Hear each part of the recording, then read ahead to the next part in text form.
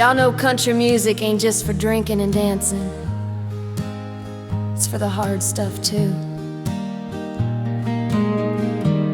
The real tragedies that stick with you, forever etched in your memory.